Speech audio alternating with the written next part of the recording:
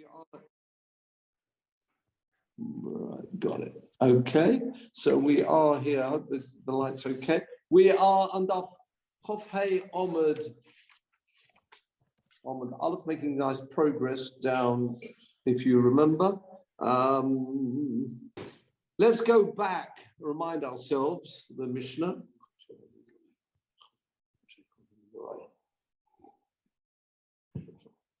Remember the Mishnah.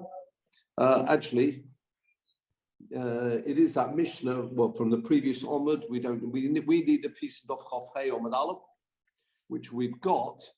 If you remember, Rabbi Yeshua said that they should not have made that day Rosh Chodesh. Remember the top of Chof Hey Omid Aleph, and Rabbi Gamliel disagreed, and he said, yes, you can. He accepted them. Do you remember they saw the moon? They said, the Adim came and saying that they saw the moon one night and it wasn't visible the next night. And Rabbi Yeshua says, well, that's not good enough, and you cannot accept Adim like that. And Rabbi Gamliel says, yes, we can. And what happens, and this was a crucial piece, if you remember the end of the Mishnah, Rabbi Gamliel demanded that Rabbi Yeshua come to see him, traveling in with his money and everything else, on the day which Rabbi Yeshua said was Yom Kippur. But of course, according to Rabbi Gamliel, that was in the 11th of Tishri. You with me? Because Rabbi Gamliel said you could make that day Rosh Chodesh. Rabbi Yeshua says, no, you can't. And Rabbi Gamliel says authority. That's really what he was demanding here. And he was saying order, quite literally. And therefore, he demanded that Rabbi Yeshua come to him on the day which Rabbi Yeshua felt was Yom Kippur, but according to Rabbi Gamliel was now the 11th. And just to prove the point and show publicly that you've got to follow, there's discipline, and you can't have different people disagreeing. Therefore, he demanded that Rabbi Yeshua come to him. And now, let's pick this up in the Gemara, because the Mishnah says they met Rabbi Akiva. Rabbi Akiva, of course, is a Talmud of Rabbi Yeshua, and he was upset about the situation. And it's not clear from our Mishnah. If you look at the Mishnah, Rabbi Akiva found him and he was upset. Now, it's not clear from the Mishnah who was upset here. Let's have a look at the Gemara, please, where it says Meitzar. About 12 lines up. Good to see some extra faces. Simon, good to see you. The Gemara, 12 lines up, Chof Hey Omid Aleph. And remember, Rabbi Yeshua it was demanded of Rabbi Yeshua that he comes to Rabbi Gamliel on the day which Rabbi Yeshua said was Yom Kippur. And Rabbi Gamliel had overruled him as the Nossi. He could do that. And he said, no, the day before was Rosh Chodesh, in which case, the day that you think is Yom Kippur is really the 11th. I want you to come publicly to me and show that you're listening to my views. So have a look at the Gemara here. Beginning line is Meitzar, 12 lines up, Chof Hey Omid Aleph. And he found, so again, Rabbi Akiva, who is the Talmud of Rabbi Yeshua, meets up with Rabbi Yeshua. And again, Rabbi Yeshua is considering, should I go to Rabbi Gamliel or not? And he's upset. Says the Gemara, who they ask them, which means one yeshiva asking another. 12 lines up, Chof Hey Omid Aleph. Mi Meitza, who was upset here? Rabbi Akiva meets Rabbi Yeshua. Rabbi Akiva Meitza or Rabbi Yeshua Meitza? Who was upset? Yeah? What's the upset again? That Rabbi Yeshua is on his way to Rabbi Gamliel on the day that Rabbi Yeshua, according to his cheshbon, is Yom Kippur. Says the Gemara Toshima, come in here. We've got a brisa, the Sanya, which actually says much more. We often find that says more than we've got in the Mishnah. The Mishnah trying to be more concise, more, I wouldn't say trying to be, Rabbi Huda Nossi, a conciser form we've got in the Mishnah. The brisa says a little bit more. And what have we got in the brisa? Holach, you got it? Holach Rabbi Akiva. Rabbi Akiva went umatzo'oy Rabbi Yeshua kushahu meitza. He found Rabbi Yeshua when Rabbi Yeshua was very sad about the situation that he was asked to travel in to Rabbi Gamliel on the day which he felt was Yom Kippur. Omaloi, he said to him, Rabbi Akiva said to him, beautiful Gemara here, Rebbe, mipnei ma ato meitza, pretty clear. Why are you so sad, distraught about this situation? Omaloi, he said back to him, Akiva, my pupil Akiva, royu loi, you often find that, it's fitting for him, he's talking about himself, person tries not to say anything negative about themselves. So Ro'u Loi, 11 lines up, Chav Hey Amud Aleph, Ro'u Loi Sheyipol Lemita Yud Beis Chodesh. It would be better if, talking about himself, that he would be ill for 12 months. Obviously, if he's ill for 12 months, he actually couldn't then come to Rabbi Gamliel. Remember, Rabbi Gamliel demanded that Rabbi Yeshua come to him. He said, I'd much prefer to be ill for 12 months and therefore not be able to come, so that such a decree shouldn't have been made on this person. He's talking about himself and using a negative terminology and therefore placed it in the third person. So what was he saying? He was saying such an individual, when the decree of Rabbi Gamliel is made against him, that he's got to travel on the day he thinks it's Yom Kippur, it would be better if he will be ill for 12 months and therefore have a doctor's note, sorry, I can't come. Omaloi. So he's very distraught about this. Omaloi Rabbi Akiva, he's called Akiva here, he's Talmud, of course, Rabbi Akiva.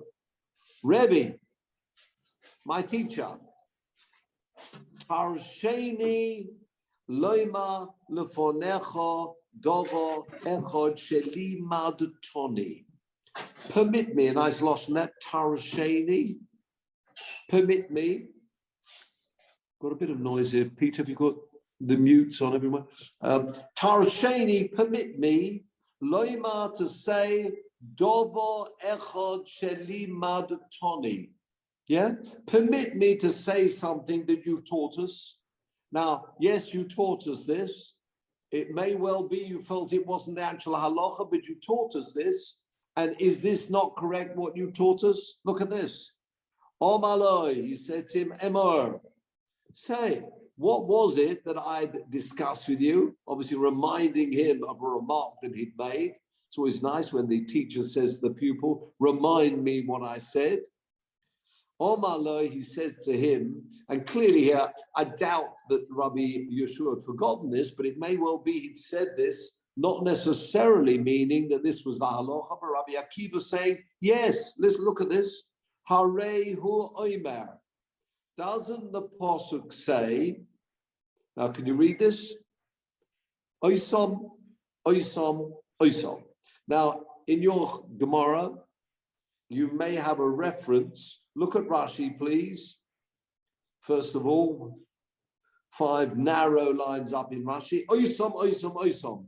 But in fact, you've got the pasuk as well, I would have thought, in your Gemara. Shloisha zimnim kasiv asher tikru oisom in Parshas Shiur o Kesed. People familiar with that parsha? Of course we are. It's in Parshas Emma. It's the laning for Pesach, Yom Tovim. Shiur o Kesed, remember in Emma.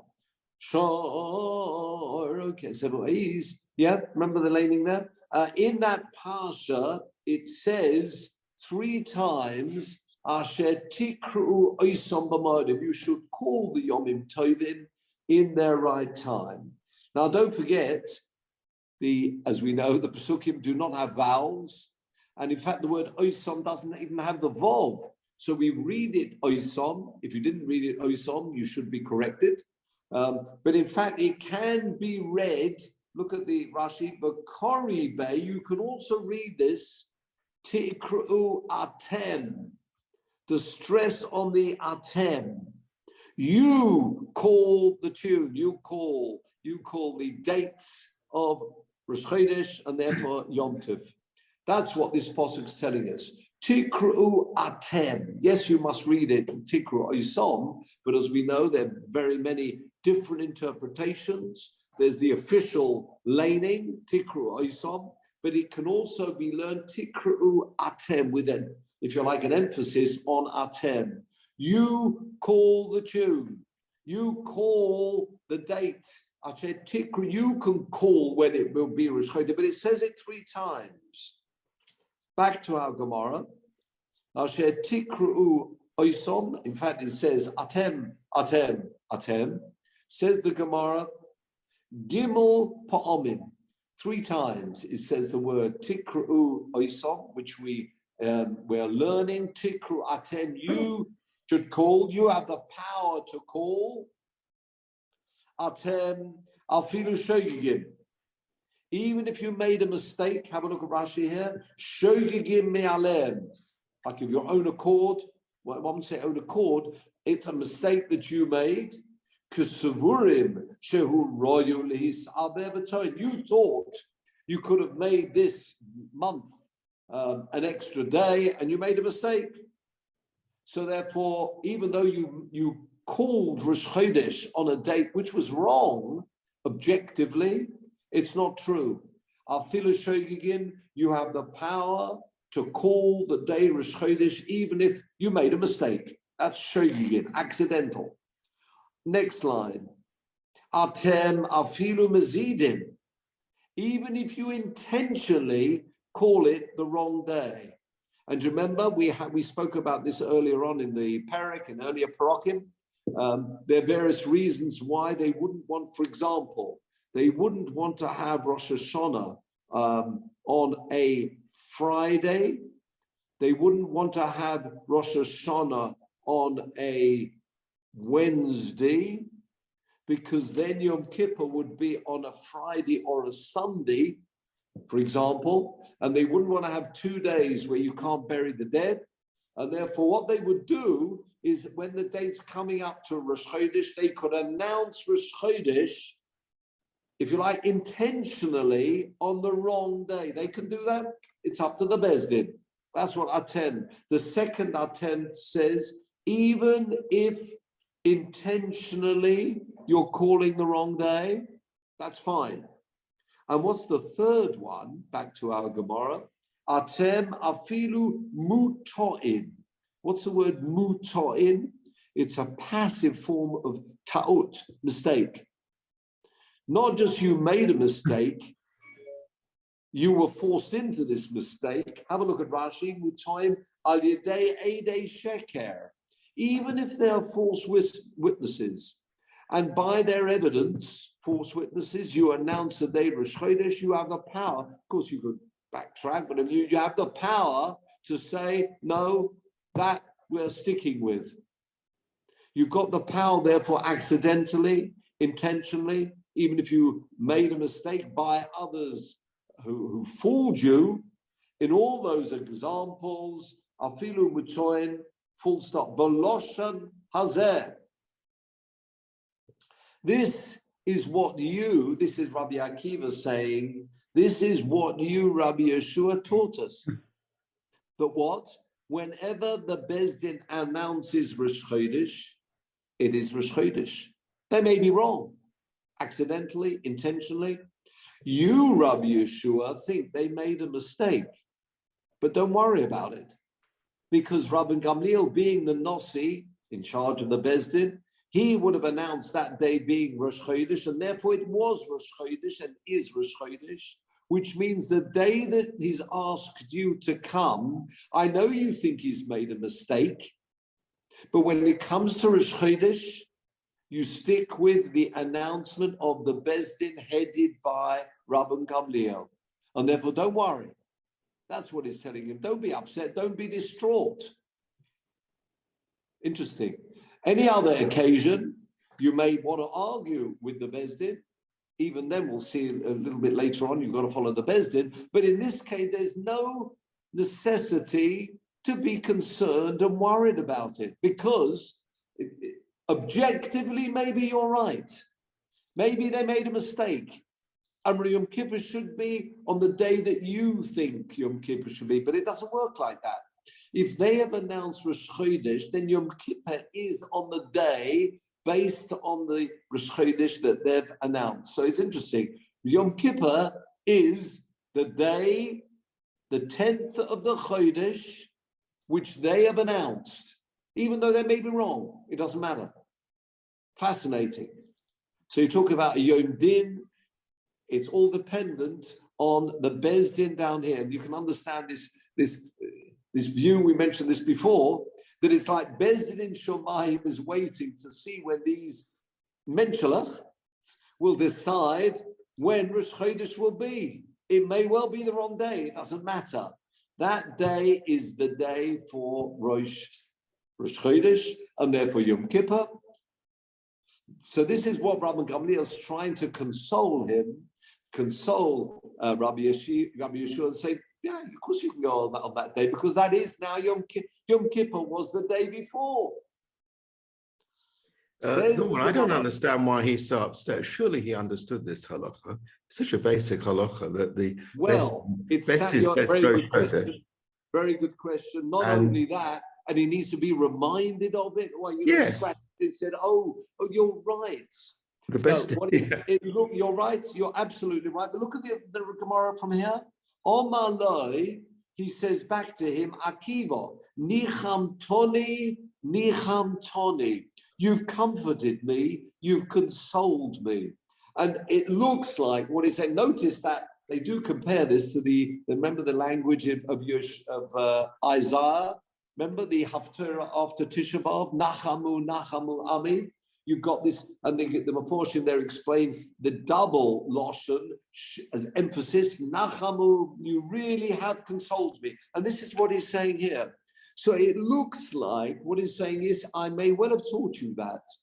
I never thought we would put it into practice. Not only that, yes, it was a view, and what you're telling me is that is actually the halacha, as we know. Throughout the Gemara, there are always lots of different views. It may well be that when Rabbi Yeshua said this over to Rabbi Akiva, he was telling him a view, but not that we paskin like that. Rabbi Akiva was saying, the way you've told us that, drosha, don't we paskin like that? And Rabbi Yeshua is saying, yes, you're absolutely right. We do paskin like that as well. And, obviously with thought now, yes, you've comforted me.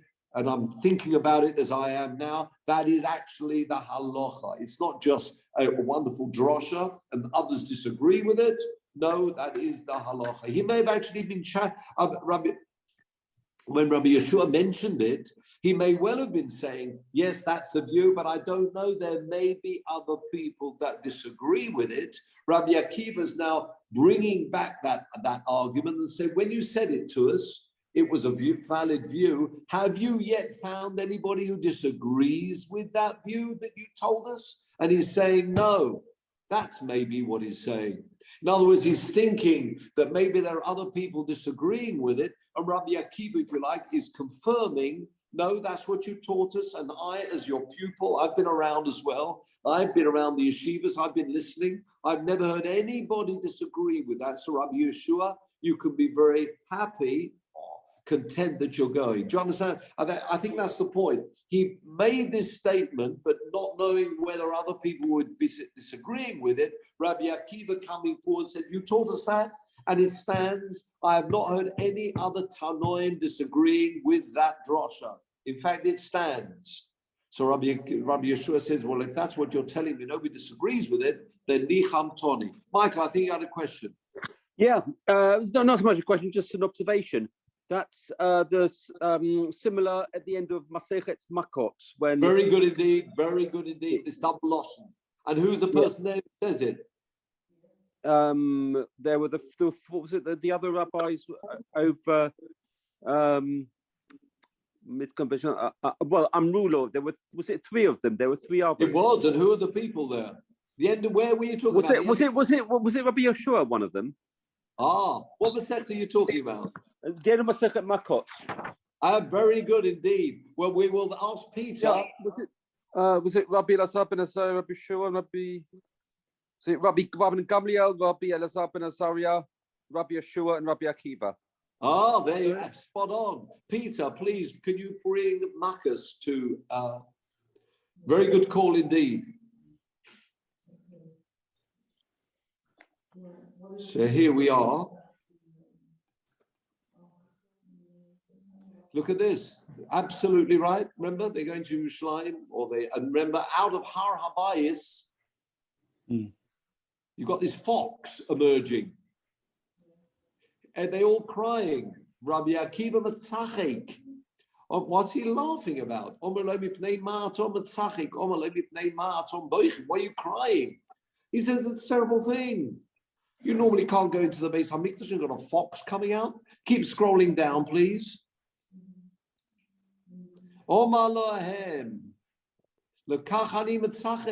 Because there's another prophecy. Just like, actually, we don't have to go through all of this. Other issue, go around, scroll down to the next bit. Ode Yoshua Zakanim, a nice song, actually, if people know the song. Ode Yoshua Zakanim, Zakanim. There's another prophecy. The prophecy has happened. We've had the destruction. But there's another prophecy that ultimately we will see the young and the old in Yerushalayim. Now we've had that. We've seen that fulfilled. We've got that one as well. I look forward to the next. Omruloi, absolutely. They say to him, Akiva, nicham tonu. Akiva, nicham tonu. You have comforted us. The double lashon. Very good call indeed. So we've got that. The end of Maseches Machos. So notice Rabbi Akiva having the power not only there. Notice who the people were. Go back again. Scroll down if you don't mind. Notice the other way. I meant, well, whichever way. Yeah. No, next one. Next one. Parmachas. Oh, we can see who they are. Next one. Here we are. Hoya Rabbi Gamliel, Rabbi Elazar ben Azariah, Rabbi Yeshua, Rabbi Akiva, Mahalchi Maderech. That's the first, and then you find it again as we scroll down. We find the same. So what we're saying really is, it's Rabbi Yeshua once again saying Nicham Tonu. Yeah. So a very good call. So yet again, and the Meforshim explaining very much like Nachamu, this double loshon. We've got the same thing happening here. So very good indeed. Thank you so much. Well done. Thanks. Yes. So. I mean, it's a very interesting contrast, Norman, just an observation between the two. Yes. One is comforting for the future, and the other is comforting for the here and now. Yes, right? yes. I thought it was really interesting that Akiva does both. He can comfort for mistakes or the situation as we're presented with it today. Yeah, but it's always very, as I said, obviously comfort is, it's, a positive situation. He's telling him this before he's now got to go on. Rabbi Yeshua now has to go on his way, and he's going to go to Rabbi Gamliel. But you're quite right. Much more the here and now rather than for the thinking of the future. But it's very interesting. It sounds like in Rabbi Akiva's view, it's almost that future is now. If the prophets are telling us this, I've seen sadly the destruction the prophets foretold, and I'm looking forward to that too. And again, giving him comfort, and again in this situation, very powerful, because it's going to really give strength to the Beis Din. Otherwise, the whole thing could pack up, and you can imagine dismantling. And you've got these great Rabbonim, Rabbi Yeshua, disagreeing with Rabbi Gamliel. Then you're going to have you can imagine two bands and two groups. what he's doing, very much giving this nechama, comforting, bringing people together. And then the same thing, we're talking about the Osid Lovai. Also, as we know, one of the, we talk about destruction because of sinas chinam. So, it's again bringing people together. He's looking forward to the days there will be zakenim and zakenos, young and old in Yerushalayim with the rebuilding of the Beis HaMikdash. Again, having gone back on this sinas chinam, there's avos chinam. And the same thing here, you're going to be bringing together Rabbi Yeshua, Rabbi Gamliel. Obviously, you can imagine the argument that was taking place here. One disagreeing with the other, and they're going to be followers. So yeah, it's great to see one, as you say, more of the present, one on the future, but really bringing it all together and making shalom is really what Rabbi Akiva's all about. Wonderful. Of course, having just gone through the Sphira period up to Shavuos, with his Talmudim dying, but nevertheless continuing on and starting the next generation with the Talmudim. So again, you always find Rabbi Akiva going into the future, looking into the future too. So what happened here? Back to our Mishnah. If you can go on to our Mishnah's third narrow line of the Mishnah. So what happens now? Bo lo eitza Rabbi Dosa. Remember, he went to Rabbi Dosa ben Horkanus. He was an elder sage, and he tells him, if you remember, don't disagree with the Bezdin. So something much more powerful, not just. He's making this a more general point that, yes, I know we've got this drosha you've just learned. You've learned the drosha of Atem, but he's telling him something more. And go have a look at the Gemara, 6 lines up. Bolo Eitza Rabbi Dosa ben Horkanus. Tona Rabbonon.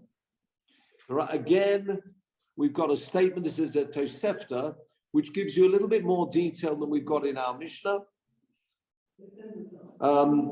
Just keep your finger there. And if you remember,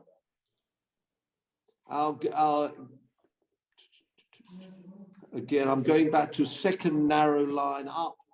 Omar Loi, remember he met up with Rabbi Dosa, and Rabbi Dosa's comment was, "In boin onu lodun acha bezdin shel Rabbi Gamliel." If you're going to disagree with Rabbi Gamliel, shrichim onu lodun acha kol bezdin ubezdin she'omad mi Moshe bad achshav. What's he telling him?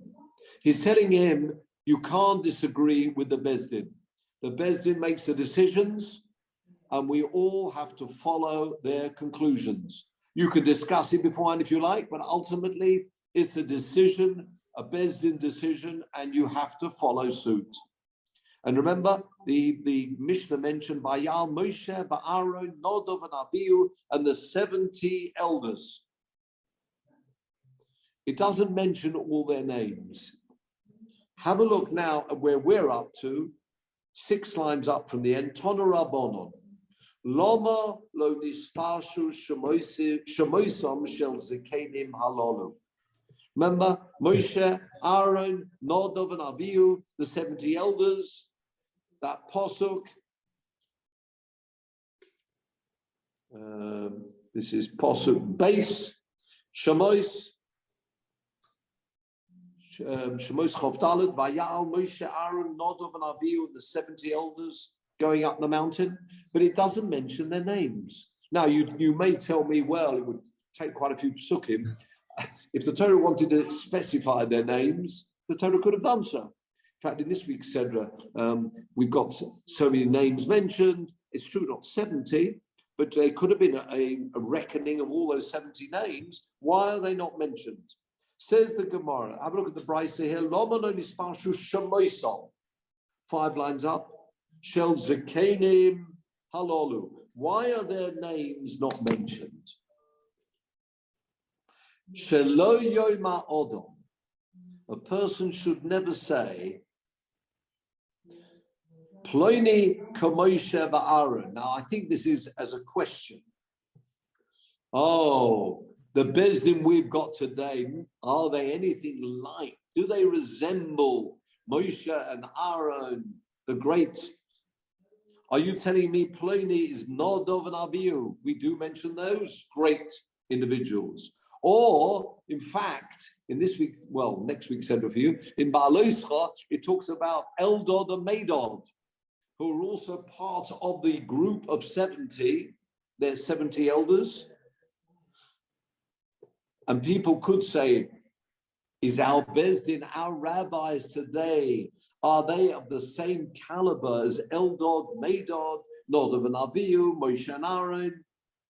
Have a look at Rashi, please. 3 lines up. Shelo yom ha'odam, a person should never say, Al Bezdin shebi yomov, regarding the Bezdin of his time. V'chi, you can see it's a question. V'chi ploini or ploini kamoshe v'Aaron. Are you telling me those 2 dayonim?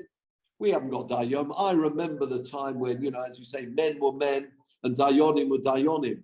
That's nothing like Moshe and Aaron. She'esh maloi. I don't have to listen to him. He doesn't die, he's not Moshe and Aaron. I think I know better than them. She'esh malo achshov. Says Rashi, Shelo nisparshu. Their names are not mentioned. Emaloi. You can always say to him, and that's the message here. Now, clearly, we were talking about the generation of Moshe and Aaron. You can imagine these 70 elders, but their names aren't mentioned. And the message is the following. Says Rashi, 2 lines up, Emalai, im einu Moshe and Aaron. It may well be dying so-and-so, dying A and B, are not like Moshe and Aaron. True. Maybe they are actually equivalent to one of those other Eidim. You don't know who they are. Now, obviously, you could imagine the generation of Moshe and Aaron. You can imagine what the Zakanim were like, but their names aren't mentioned. So the message we're getting across is it may well be that the people we've got today are of the same caliber as number 69 and 70 in that list of Zakanim that we had in those days. So don't tell me we haven't got people we haven't got people of a caliber. You can see there's the Eidim or the Zakanim they took in those days. Maybe these Dayonim we've got today are of a higher caliber than some of the elders in those days. That's what the message that we're learning from that. Okay, continue the Brisa, 4 lines up. There's another posuk, another lesson.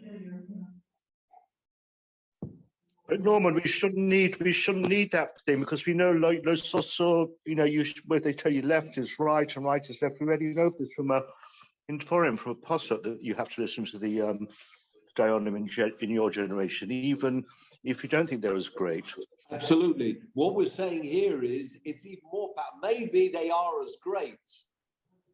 That's really what we're saying here. We don't know the caliber. A person should never say that, yeah, I'll listen to him, what type of caliber we got. You don't know. That's the message we're getting from here. No, you're right. Lo sosur is allowed. Lo sosur min hadorim asher yagidu lecho yom min usmal. Yes, you do listen to him, quite right. But what we're saying is don't even think, because you don't know. You don't know the caliber of the Dayanim that you got. Maybe they are of the same quality. But you'll see how this flows. There's going to be further droshes coming through. But we'll bear that in mind, your Yom in a smile. It wouldn't make any difference. That's the point. It wouldn't make any difference, even if they weren't of the same caliber. That's the point. From that posture. Which one do you mean? Lo sosur? Yeah, it wouldn't make any difference, even if you knew they weren't of the same caliber. Yeah, absolutely. But that's quite a hard one to swallow. What we're saying is, look, you're quite right. Lo sosur min hadover asher yagidu lecho yom min usmal means even if you've still got to listen to them, but it's much easier to feel that in fact we've got quality people here rather than feel I've got to listen to them and I really who knows what type of quality they really are. That's what we're saying. But you'll see, we will get slightly to that point in a moment. Follow through them. There are 2 other droshes. Vayomer Shmuel el ha'om. Hashem, this is Shmuel giving a speech, talking to the people, when he says, Ha'om asher oso es Moshe ves Aaron.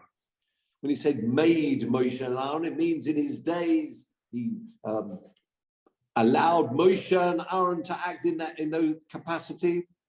That's one thing. Shmuel he's like giving a history to Klal Yisrael. He said, who are you? You're a people who had a Moshe and an Aaron. Va'omer. And then he goes on and says, you're a people by Yishlach Hashem. And who did he send for you? Or for Klal Yisrael? Yerubal. Yeah. Have you got those psukim around the side? But in case you can't read it on the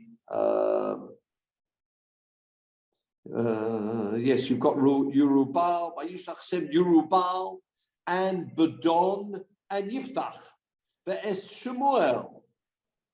Who are these people where Shmuel is relating history to Klal Yisrael and telling them they had a Yerubal? Who was Yerubal? This was Gidon. Remember the Shoftim, the judges? We're talking about Gidon. And how do you get that? Have a look at the Rashi, first of all, right at the end. 2 lines up. Vayomer Hashem Asher also is Moshe ves Aaron. He appointed a Moshe and an Aaron for you. Last line of the Rashi. Shmuel Anovi Omal Yisrael. He's delivering his sermon, and he says, HaKadosh Baruch Hu also lochem nisim al yedei shisha zakenim. There were 6 elders through whom tremendous miracles occurred. Who are these people? Moshe, Aaron, Yerubal, Badon, Yiftach, Shmuel. Those are the people he's mentioned. Who are we talking about here? Continue the Gemara. Who is this Yerubal? Says the Gemara, 2 lines up, Yerubal is Gidon. You may be familiar with Gidon from Shoftim, one of the judges. Why was he called Yerubal? Loma nikra shmo Yerubal. She also Meriva im Baal.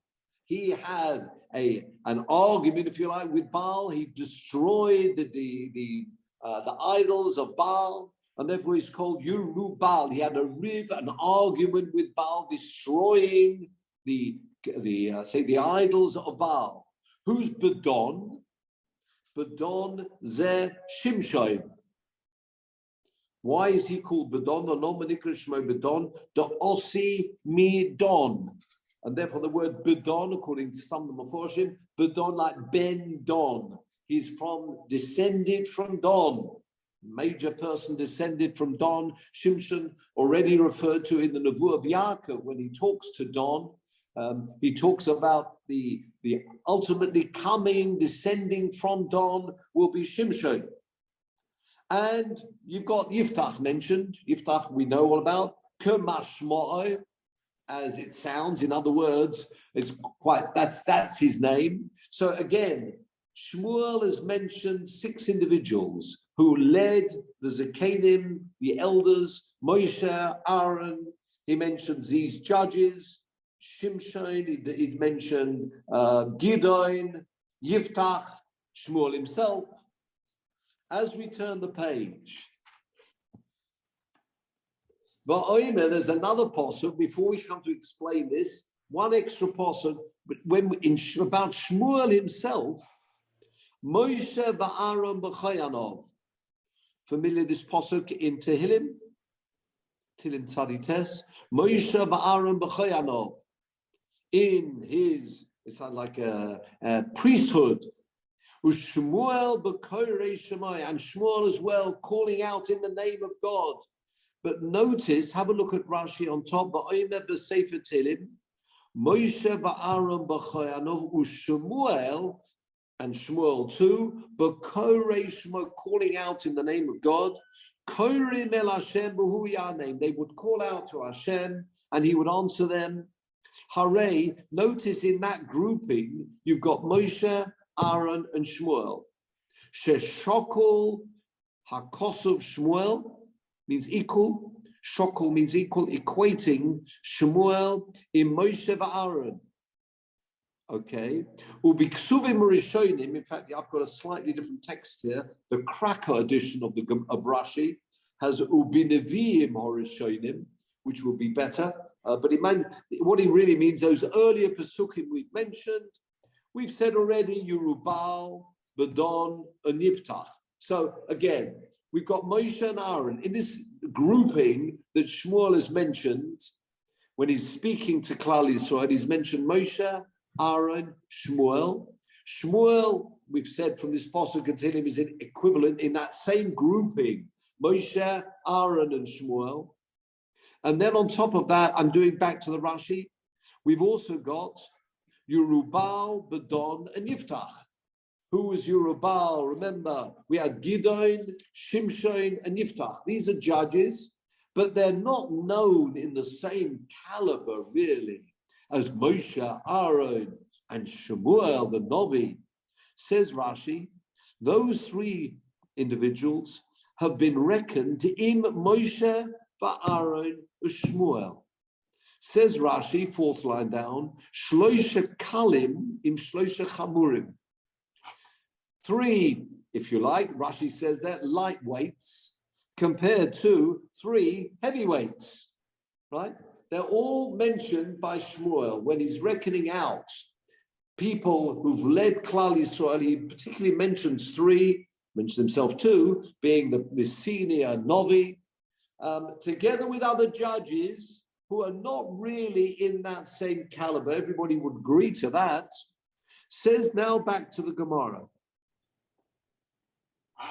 Second line, Shokal HaKos of Shloisha Kali Olam, Shloisha Chamuri Olam. Why does Shmuel, when he could have just stopped and said, you've been led in the past by Moshe and Aaron, but he mentions these, as I say, lightweights, although Shoftim, so we need to be careful. Loi Malacha, again to tell you the same thing, Yerubal B'doiroi Kamosha B'doiroi.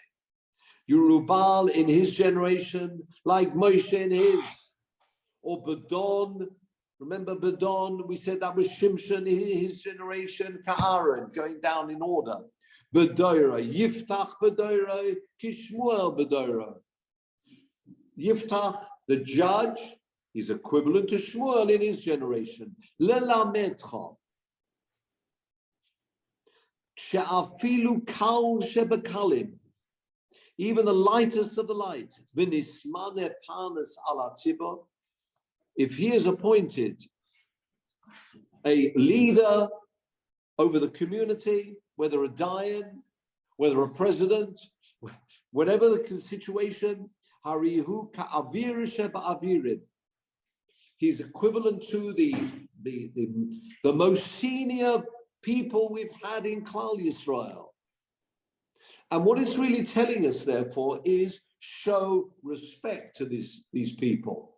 It may well be, as I say, as Mervyn mentioned, we've got, yes, halacha is afilu al yamin samo, but it's not just you've got to listen to them. You've got to treat them with the same respect that you would have shown to Moshe and Aaron.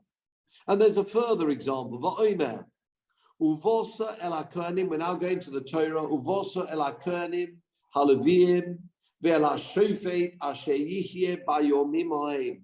Go to the judge, the pasuk in Devarim from Yud Zayin, where it says you should go up to the Kohanim and to the judge asher yihyeh, who will be with you, acting as a judge in your times. Says the Gemara, well, that's unnecessary, isn't it? Would it occur to you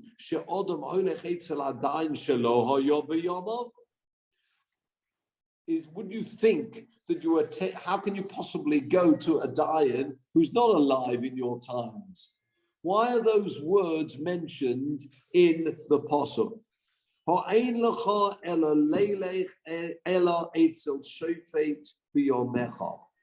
You should, obviously that's what it means. Treat the judge or the person with a senior position as if he was equivalent to the judges of any time, whoever you've got as a judge. So it's not just following them, showing them that respect that you would have showed others too. Says the Gemara, and this is the final piece on this subject. V'oimer, there's another posuk. This time we're going to Koheles. Al toima, don't say ma hoyo. Actually, it's me hoyo. What's it all about? Shehayomim orishonim, the earlier days, hoyu tovim me'ele, were better than these. Don't say, oh, I remember the old days. That was really so much better than today. What does this mean?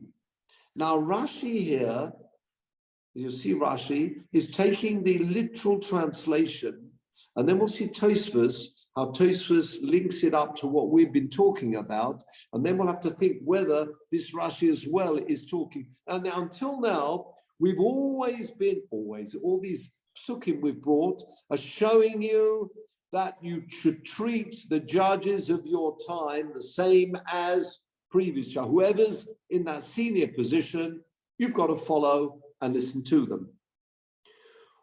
This pasuk seems to be slightly different. Look at Rashi, please. Al toima. Actually, there's a couple more Rashis. Go to the fourth line down of Rashi. The posuk tilim, that posuk, and go to the judge who's around in your times. Well, obviously, you can only go to the judge who's around in your times. Have a look at the Rashi there, the first narrow line.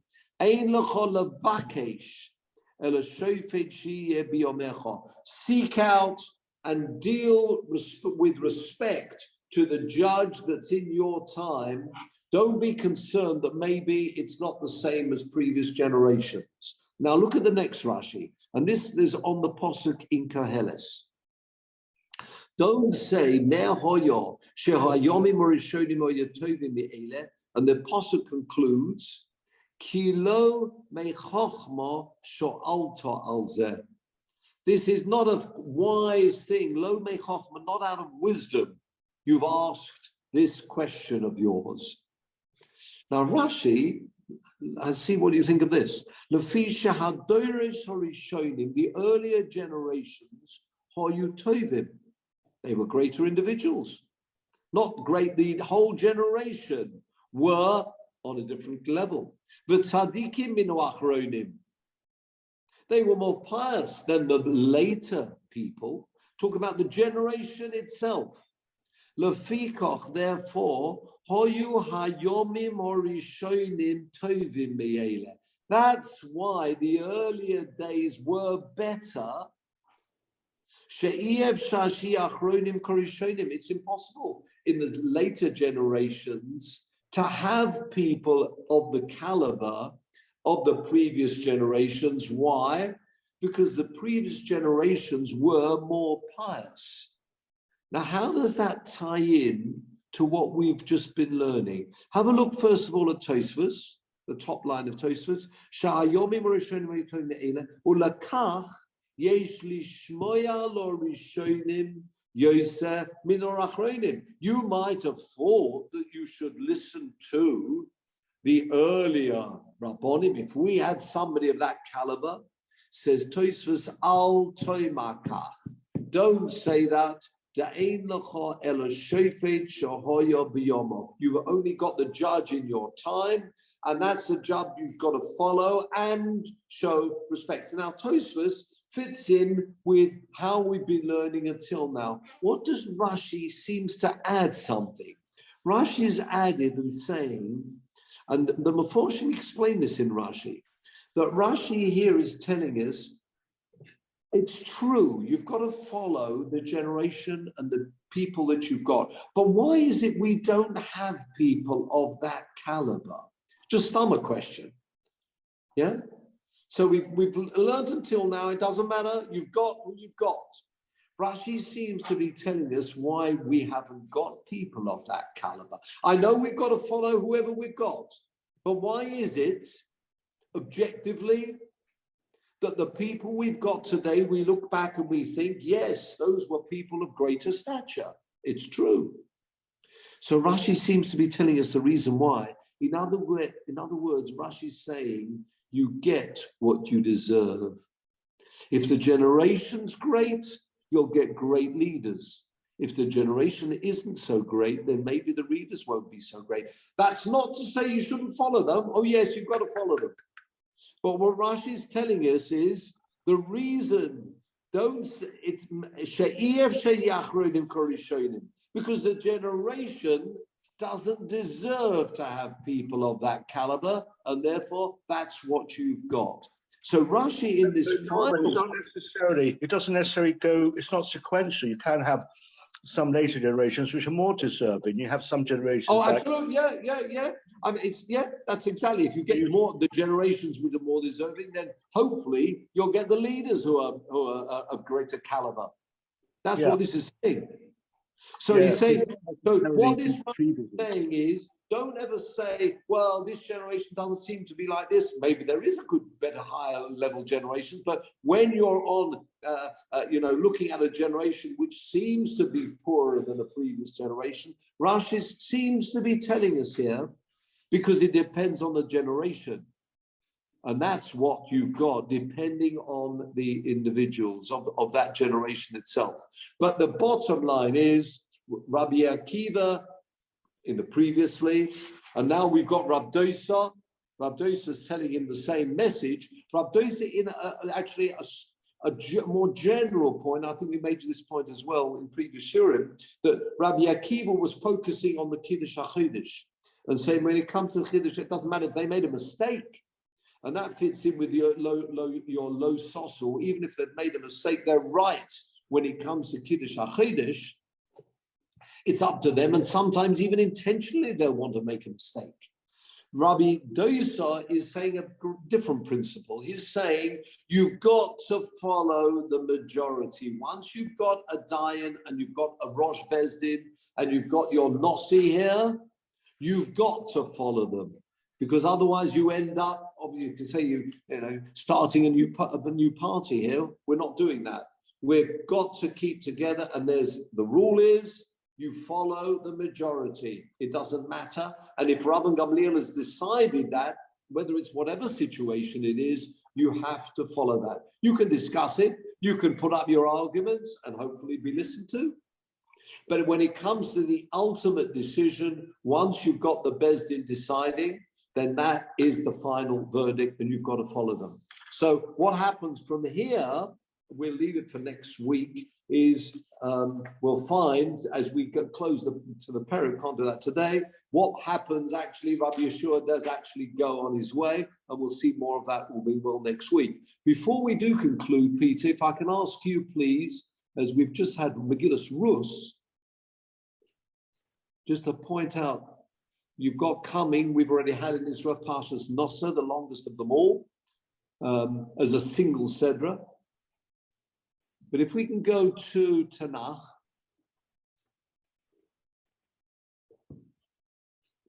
and if we can go to Ruth as we come down. Many years ago, actually, while you get Ruth, we were in for Yom Tov many years ago. I'm talking about something like 35 years ago. We were in, we were together. We were for Shavuos with, what's his name? Mr. Skelka. Trying to think what the name of the school was. Emmanuel, he was the head of Emmanuel, wasn't he? Carmel College. Absolutely right. We were in Carmel College with Philip Skelka for Shavuos. I remember when he spoke.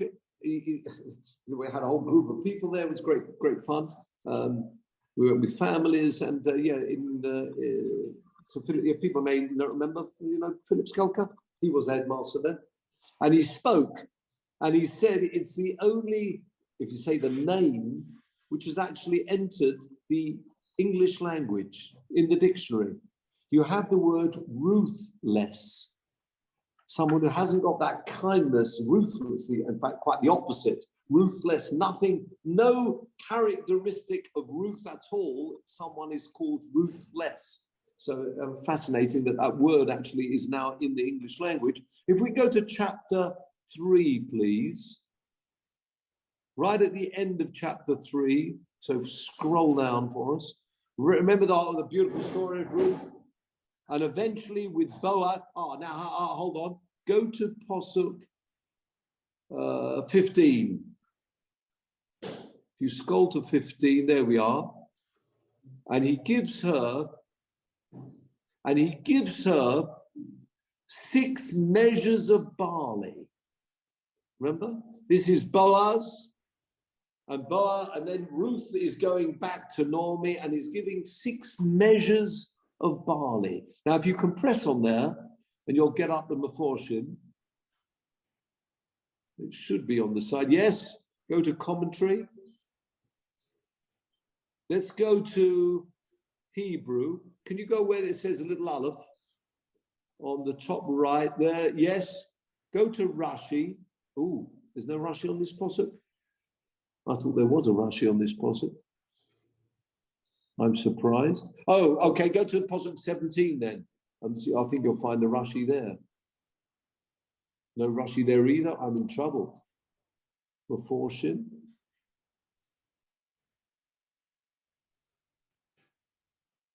No. Let's go up to 15. There's no Rashi on 15. I'm surprised. There is in mine. Okay. And the previous posuk. I'm trying to pick up Rashi for us. Oh, here's a Rashi. What do you got there? Go to Rashi on the side. Oh, on the right hand side. No. On the right hand side, Rashi. 6 measures of barley. I don't mind to go for Hebrew. Let's go for the Hebrew first, and then we'll have a look at the translation. Thank you. He gives her 6 measures of barley. You can't tell me he gave her 6 saw, and that's the normal measure of a barley is this saw, which is a huge amount. Very unlikely the lady would carry this huge amount. He's actually giving her 3, sounds like kernels of barley. The Romaz law, we'll have a look at the English in a minute. Ultimately, she's going to have a descendant. Ruach Chochma, Uvina, Eitza, Uguvura, Ruach Das, V'yiras Hashem. Now go to the English, please. Press A. Right. It is impossible to say that it means 6 saw because it's a huge amount. Not because it's a large amount. It means literally 6 barley corns. And he hinted to her, this is Boaz, again, one of the Shoftim, that was destined to emerge from her son, who will be blessed with 6 blessings: the spirit of wisdom, understanding, counsel, and might, the spirit of knowledge and fear of Hashem. Now, if you press that 20, it'll tell you that posuk. There we are from Yeshaya 11:2, Isaiah. That's good enough. That's fine. It's from Isaiah 12:2, telling us ultimately about David HaMelech, that David HaMelech was going to have these 6, these 6 blessings. Chochmah. Go back again, to the Aleph. See that in the Hebrew, the posuk from Sheish Baruch Ruach Chochma Uvina Eitza Ugevura Ruach Das V'yiras Hashem. So that's why he is giving her 6 barley, as he says, barley corns, to show that ultimately coming from Ruth will be David HaMelech. Now, what's fascinating is if you can go back to text and go to this week's Sedra, please. Go to text. Go to Tanakh. Now you may come up with, we want bar, go to Bar Midbar, and it may tell the Seder, go to Nosso down the bottom there. Oh, actually, yeah. I'll keep scrolling down, a long way to go, so I should have said where it's up. Keep scrolling down until you come to it's chapter, what do we want? We want chapter 6. No, actually, we go. Go to chapter 7. Sorry. Chapter 7. It talks about the korbanos that they brought, each one of the princes, over the first 12 days of Nisan. So if you go to chapter 7 and look at Pasuk 17. Thank you very much. Now it's very interesting. You'll hear the laning. The laning, when it goes through all the days, it's exactly the same. We may remember this from Hanukkah, the laning. The words, the spellings are exactly the same. However, look at Pasuk 17. Yeah, you can press little A aleph. So we got A up on top, no, on top here, on the over on top, right up, no, in the middle. No, that's it, up. No, it can move there, yeah, up. There, yes, press that. And now press A aleph, yes, thank you. No, it's not doing it. Oh, that's it. Press that one. What do we got now? No. Oh, yes, there you go. 17. Oh, we have to scroll down. We've gone to Numbers 4 now. So we'll have to go to Numbers 7. I want to go to 7, what was it? 7:17, wasn't it?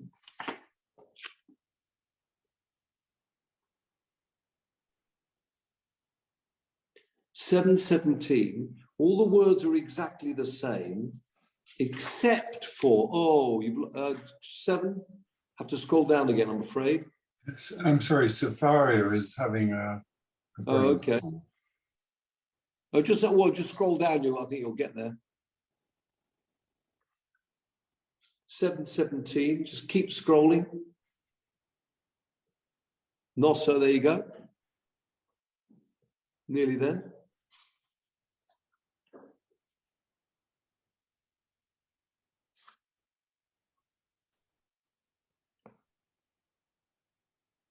It looked beautiful on the video. Ah, very good. 17, there you go. Oh, they're all exactly the same. Now, there it talks about Elim Chamisha, Atudim Chamisha. These 5 rams, 5 he-goats, Atudim. Now, just compare and contrast. They're exactly the same, every time the same. Pick it up again on Pasuk 23. The first one's for Yehuda. The second one, as we took on Pasuk 23, that's for Yisachar. Exactly the same, but I'm focusing on the word Atudim. Look at the word Atudim, the 5 rams. Atudim, Zebach HaShlomim, the peace offering. And notice the word Atudim there. Ayin, Tov, Daled, Yud, Mem. And that's how it's spelt throughout. Go to, for example, 29, and they're all spelt the same. Atudim, Ayin, Tov, Daled, Yud, Mem. Except for Pasuk 17.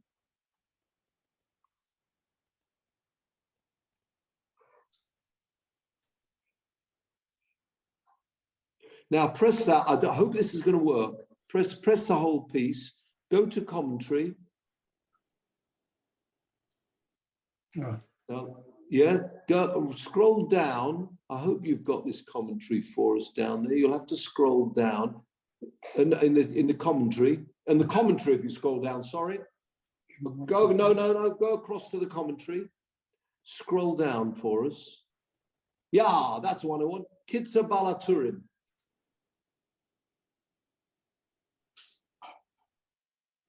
Atudim, that's what I want. Atudim, Ayin, Tov, Vov, Daled, Yud, Mem. It's the only time that Atudim is spelt with an additional Vov. And this is talking about Nachshon ben Aminadab, the ancestor of Boaz, and of course the ancestor of David HaMelech. And look at that little, the Balaturim. So the Mole Vov. Have you got the beginning of that line? Where it says Atudim in the Kitzur Baal Haturim. Mole Vov, Shedobid, yeah, up. That's it. Atudim, Mole Vov, Shedovid, Sheomad Mimenu, Nisporech, B'Sheish, Barochos. Whoa.